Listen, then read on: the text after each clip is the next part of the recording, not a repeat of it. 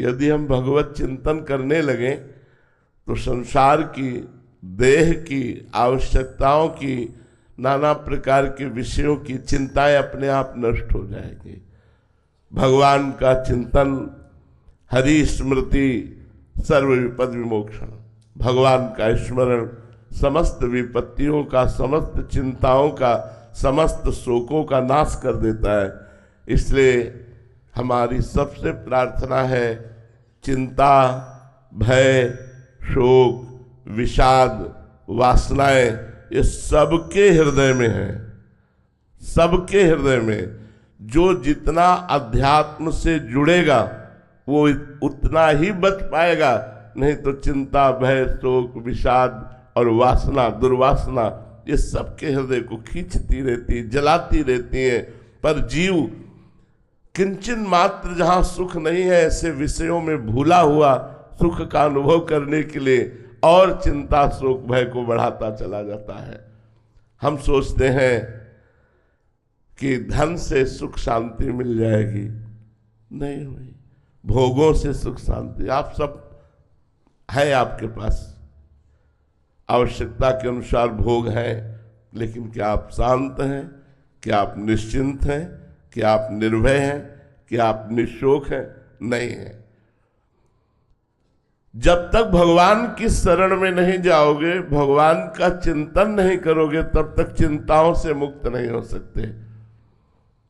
प्रणत कामदम पद्मजार्चितम धरणि मंडनम ध्येयमापदि।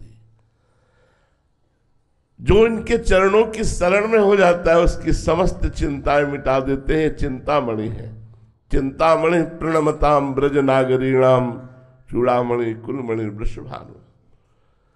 अगर हम श्री श्यामा श्याम की शरण में हो जाते हैं, प्रतिपल श्यामा श्याम श्यामा श्याम कहते हैं, तो आप देख लीजिएगा कोई चिंता ही नहीं रह जाएगी। जो चाहत है नित्य सुख, अरु मन को विश्राम, हित ध्रुव हित सो भजत रहो, पल पल श्यामा श्याम श्यामा श्याम। सबसे बड़ी साधना, आराधना, उपासना, अध्यात्म, भगवत चिंतन होना है। गीता जी में प्रधानता चिंतन की कही, अनन्य चिंतयन्तो माम अनन्य चेता सततम यो माम स्मृति नित्यसा। जगह जगह देखो चिंतन की बात कही गई। संपूर्ण गीता जी सुनने के बाद जो शोकग्रस्त, विषादग्रस्त अर्जुन जी थे, उन्होंने कहा नष्टो मोहा स्मृति लब्ध्वा तत्प्रसादान में अच्युता। हे अच्युत, आपकी कृपा प्रसाद से अब शोक नष्ट हो गया, मोह नष्ट हो गया। क्या प्राप्त हुआ?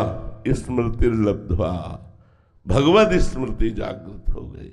इसलिए हमारी प्रार्थना है, सबसे धन, पद, भोग, विषय ये तुम्हारे हृदय को शीतल नहीं कर पाएंगे, क्योंकि तुम अविनाशी भगवान के अंश हो। तुम जब तक भगवान की शरण में नहीं आओगे, भगवान का चिंतन नहीं करोगे, भगवान की लीला कथाएं नहीं सुनोगे, भगवान का नाम कीर्तन नहीं करोगे, तब लग कुशल न जीव कहूं, सपने हूं मन विश्राम, जब लग भजत न राम।